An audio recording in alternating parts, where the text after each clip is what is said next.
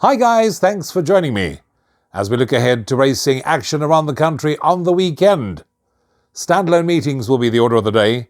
On Sunday, we have racing in KZN at Hollywoodbets Greyville, and on Saturday, we have a standalone meeting on the Highveld. Turffontein Racecourse the venue. We're on the Standside track for an 8-race program that gets underway at 12:45.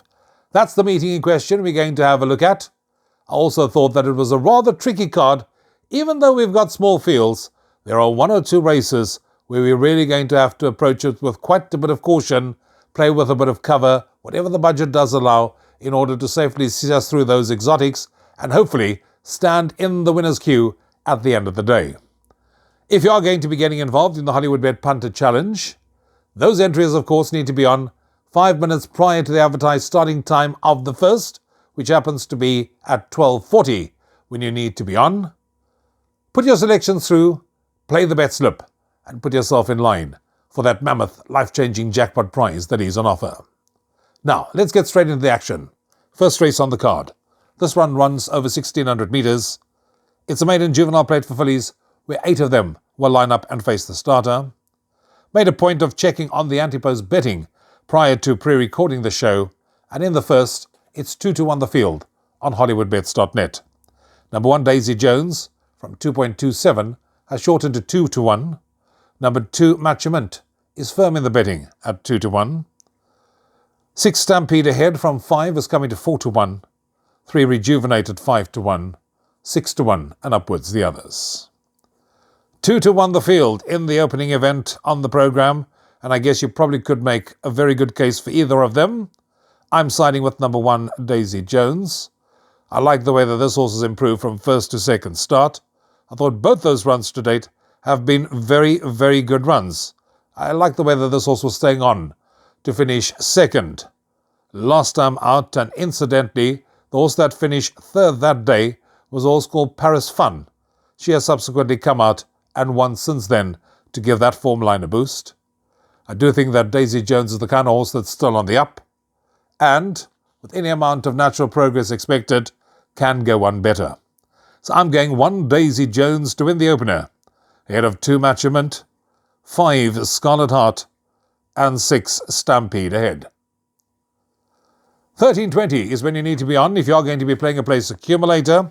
Race 2 on the card, a maiden plate for fillies where 9 runners will line up at the 1160-metre mark. And here we have 2 first-timers that are really dominating the betting boards. Number 3, Babette's Feast, from an opening call of 2-1, has eased out to 2.27-1, while number 7, Heavenly Good, from an opening call of 3.33-1, has shortened to 2.86-1 on Hollywoodbets.net. 4, Comic Artists at 4.55, from an opening call of 5-1, alongside 2, Iconic Winter at 4.55-1, and then it's 5-1, and upwards the others. I guess you could probably safely say it wouldn't surprise us if we see either of these 2 first-timers dominate and take the lion's share of the prize money.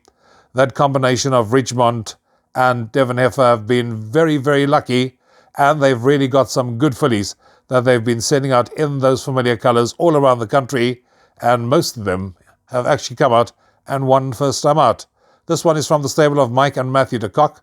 Callan Murray takes the ride from pole position, and this is the half-sister to Secret Identity, and I wrote here, if not to green or in need of the run, can make a positive start to her racing career. The same, I guess, can be said about number 7, Heavenly Good, from the stable of Tony Peter.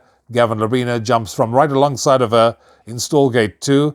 This is the half-sister to 6-time winner Player, and the same can be said, if not green and not in need of the run, will run well on debut. So, it's either 7 from 3, 3 from 7 in race 2. For third, I'm going with number 2, Iconic Winter, and fourth, number 4, Comic Artist. If you are going to be getting involved in the pick 6, 13:55 is when you need to be off. That's when race 3 gets underway. A maiden plate where 10 runners will line up at the 1160-metre mark. Bit of a wide-open affair this one. Here again, we got first-timers dominating the betting boards. Number 5, Echoes of War, is at 3.03-1, while number 4, Echo Check, from 3.57, has shortened to 3.33 to 1. Number 10, Once in a Blue Moon, at 4.55 to 1. The number 1, Amandla Ngwetu, is at 5 to 1. 3, Best Candidate at 6.25 to 1. And it's 7 to 1 and upwards, the others. Where am I going? I'm certainly not looking at either of these first-timers in this race. I'm looking at horses that may have had a run or so under the belt, and that led me straight to the 2-year-old, number 10, Once in a Blue Moon. She should have finished a lot closer on debut. She was green. She switched late. That's when she eventually was busy finding her feet, and she finished, 4.3 lengths behind the winner. She would have come on with the benefit of that run under the belts. She carries a nice galloping weight of 54.5 kilos here. I do think she'll enjoy the step-up in-trip to 1160 metres, and with any amount of natural progress to come, should give the boys a run for their money. So I'm going 10, Once in a Blue Moon, to beat number 4, Echo Jack, 5, Echoes of War, and 9, Lanny Boy. Race 4. This is where Jackpot 1 gets underway. A merit-rated 100 handicap for fillies to be run over 1160 metres. I'm looking no further than the favourite, number 2, Miss Argonaut. This one from the stable of Mike and Matthew de Kock. Once again, Callan Murray takes duty, and he really has been riding at the top of his game since returning to South Africa. I thought that Miss Argonaut was an impressive winner of her last start. That was over 1,000 metres on the inside track. Her turn of foot is really what caught my eye that day. She drew clear in the closing stages, and that to me suggested that she may have won much easier than the margins suggest. So that is the reason why I'm definitely siding with number 2, Miss Argonaut again. She's lightly raced, she's still on the up, and I do think she can make it back-to-back wins here. So 2, Miss Argonaut to beat number 1, One Fell Swoop, 3, Famous Lady, and 4, Kamati River.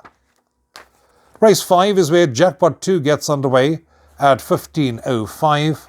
Here we have 14 runners to contest this 1160 metre event. Here they are betting 6.25 to 1 the field. Number 2, Believer. 4, Saigon Susie. 8, Blindside. 9, Godspeed. They're all quoted at 6.25 to 1. Joint favourites in race 5. Wide open affair. 7.14 about number 6, Global Thunder. And then it's 8.33 to 1 and upwards the others. This is one of those races where you're really going to have to play, as it says, F&M, field and more. You're really going to have to put in as many as the budget allows, if not possibly try and include the entire field in this race, because this is really one of those very, very tough races to try and find an outright winner. I obviously had to nail my colours to the mast, and I eventually decided, am I going to go for 9 Godspeed from the Fani Bronco stable? 53.5 kilos this horse carries. Finished third last time out. That was a much improved run. However, I looked and saw, no, this horse has the tendency of being stowaway. And it's the other Fani Broncos horse that they eventually end up deciding to go with, number 2, Believer. This horse returned with a cut left eye last time out, and I guess that was the reason for that below par finish when finishing 7 lengths behind the winner. If one puts a line through that, this horse is always there or thereabout. Raymond Danielson takes the ride, and that last form line, incidentally, has been franked twice. The horse that finished 4th was a horse called Faithful Neo, and the horse that finished 5th was a horse called Royal Horizon. Both of them have subsequently come out to give that form line a boost. So I do think that number 2, Believer, will give us a good account for our money. Even though not the most consistent horse in training, one thing you can be guaranteed of will be running on in the closing stages. So I'm going 2, Believer, to beat number 8, Blindside. 6, Global Thunder, I'm going for 3rd. And 3, Lady of Memphis in 4th. That takes us on to race number 6 on the programme. And race 6 on the card. Merit rated 72 handicap, where 13 runners will line up at the 2,000 metre mark. Here, number 1, Molotov Cocktail, from 2.5 to 1, has eased out to 2.86 to 1. Number 3, Dual Prophecy, is at 4 to 1, alongside 6, Storm Ahead, at 4 to 1. 9, Game at 5.56 to 1, and 7.14 to 1, and upwards the others. I can see why number 1, Molotov Cocktail, is fancied here in the 6th race on the card. From the stable of James Crawford and Gavin Larena retaining the ride. But I like number 3, Dual Prophecy, as my first choice selection. This horse is always about the action. Ran a much improved race last time out when staying on to finish 3rd. That was over the course and distance. The horse that finished 8th in that race was a horse called Rosie Lemon. Subsequently come out and franked that form line. And the reason why I like Dual Prophecy is 3rd run after rest, which means peak run should be cherry ripe for the occasion. And with Callan Murray booked to ride number 3, Dual Prophecy, guaranteed we'll get a run for our money. And this also happens to be Joey Soma's only runner on the day. So what do we do in race number 6? I'm going 3, Dual Prophecy, to beat number 1, Molotov Cocktail, 6, Storm Ahead, and 9, Gamer. Penultimate race on the programme, race number 7 on the card. It's a middle stakes where 10 runners will line up at the 1600 metre mark. 3.03 to 1, number 9, Jury's Out. 3.57, number 1, We Can Go All Night. Number 2, Bacchus at 3.57 to 1. And then you can get 6.25 to 1, number 7, Priestley, and 7.14 and upwards the others. 7th race, again one of those races where you probably could make a case for at least 3 or 4 of them. The horse I'm going with is the one I distinctly remember from running here in Cape Town, and that is number 1, We Can Go All Night. Now in the care of Mike and Matthew de Kock, Callan Murray, I'm really siding with him to have a bumper afternoon at Turffontein on Saturday. This horse is always there or thereabout. That was a much improved run last time out when staying on at the finish, and that looked very encouraging, finishing 1.5 lengths behind Son of Raj. Now, herein lies the conundrum. This horse ran last Sunday when finishing 1.5 lengths behind the winner. And I wrote here, if this outing doesn't come too soon after that, we can expect a good run for our money.